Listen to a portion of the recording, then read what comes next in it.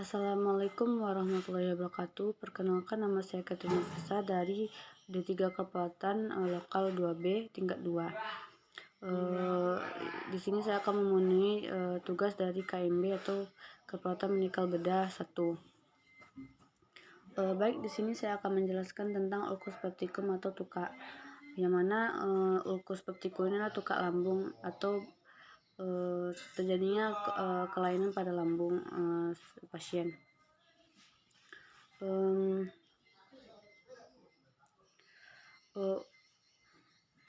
Definisi ulkus peptikum itu adalah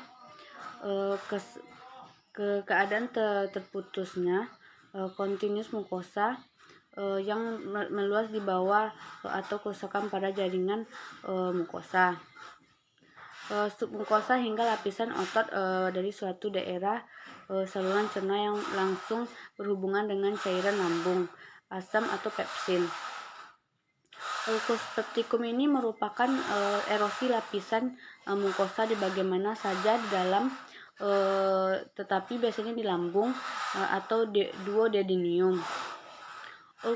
Ulkus peptikum ini merupakan putusnya kontinuitas mukosa lambung yang meluas sampai di bawah epitel. Kerusakan mukosa yang tidak meluas sampai ke bawah epitel disebut dengan erosi, walaupun sering dianggap sebagai ulkus timbul atau misalnya ulkus karena stres. Ulkus peptikum ini dapat terletak pada setiap bagian saluran cerna yang terkena getah asam lambung, yaitu esofagus, lambung, duodenum, ada setelah dan juga jejunum. Dari etiologi ulkus peptikum ini adalah ketidakseimbangan antara sekresi cairan lambung dan derajat perlindungan yang diberikan oleh mukosa dan netralisasi asam lambung oleh cairan duodenum. Ada dua penyebab utama ulkus atau tuka lambung ini, yaitu yang pertama itu penurunan produksi mukosa sebagai penyebab ulkus, yang mana kebanyakan ulkus terjadi jika sel-sel mukosa tidak menghasilkan produksi mukus yang yang kuat sebagai perlindungan terhadap asam lambung.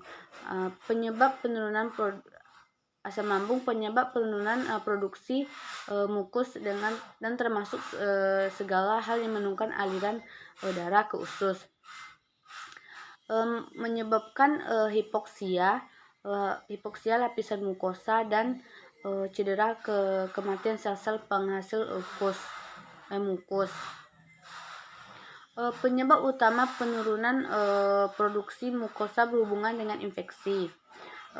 Bakterium H. pylori membuat kolon pada sel-sel menjadi penghasil mukus di lambung duodenum, sehingga menurunkan kemampuan sel memproduksi mukus. Yang kedua itu kelebihan asam sebagai penyebab ulkus.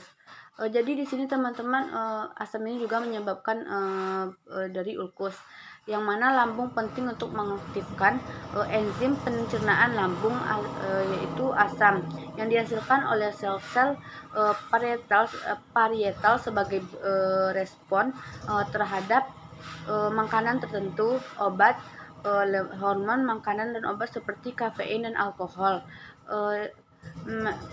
Alkohol menstimulasi sel-sel parietal untuk menghasilkan asam.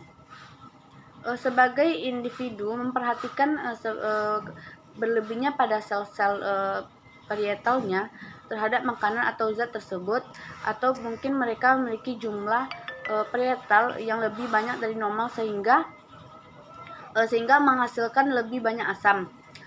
Aspirin bersifat asam yang dapat langsung mengiritasi dan mengerosi dari lapisan lambung ini. Yang gejala atau manifestasi klinisnya yaitu Yang pertama itu lambung dari ulkus atau dari kerusakan esofagus, dari muntah yang parah, emah, dan dapat menyebabkan perforasi lambung atau duodenium yang menyebabkan peritonitis akut. Hal ini sangat menyakitkan, muntah darah. Hal ini dapat terjadi karena pendarahan dan membutuhkan operasi segera mungkin. Jadi kalau terjadinya pendarahan, berarti pasien itu harus disegera untuk ditindaklanjutkan yaitu dengan operasi. Yang mana tinjanya itu berbau busuk dan karena terusir dari darah ini. Yang ketiga itu pada sebagian besar kasus gejalanya amat ringan, bahkan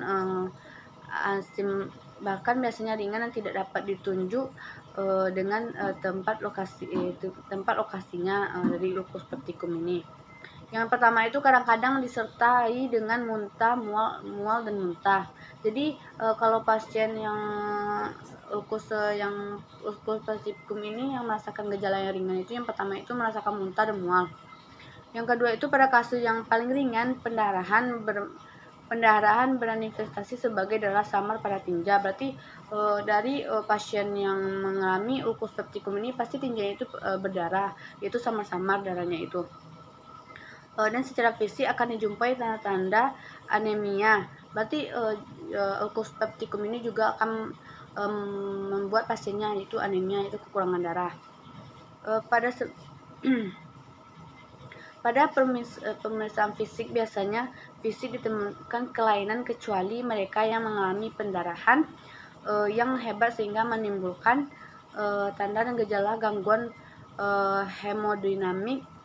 Maksud saya hemodinamik yang nyata seperti hipotensi, pucat, keringat dingin, dan sampai gangguan kesadaran.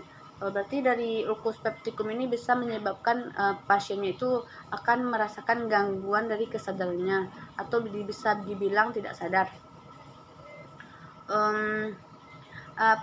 Dan gejala selanjutnya itu perut nyeri, yaitu dengan keparahan yang berkaitan dengan makan setelah sekitar 3 jam untuk pengambilan makan. Ulkus duodenium ini duodenium ini klasik oleh makanan, sedangkan ulkus lambung diperburu oleh itu. Dan gejala selanjutnya itu perut kembung dan kepenuhan.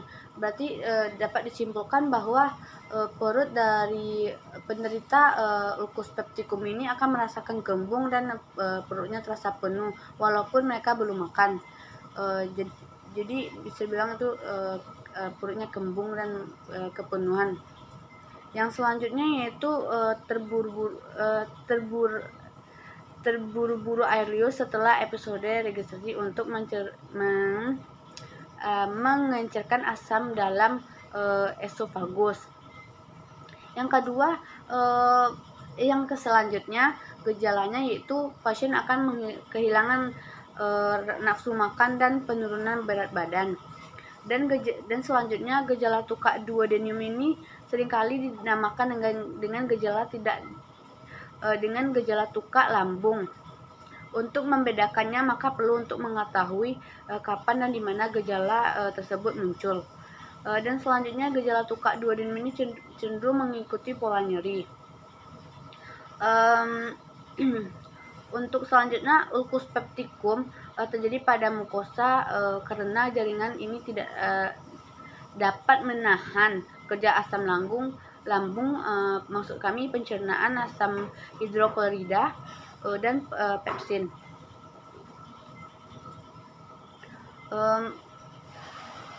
Fase dari ulkus peptikum ini adalah dimulai dengan rangsangan seperti pandangan, bau atau rasa makanan yang bekerja pada reseptor cerebral yang pada gilirannya merangsang nyeri, merangsang saraf vagal.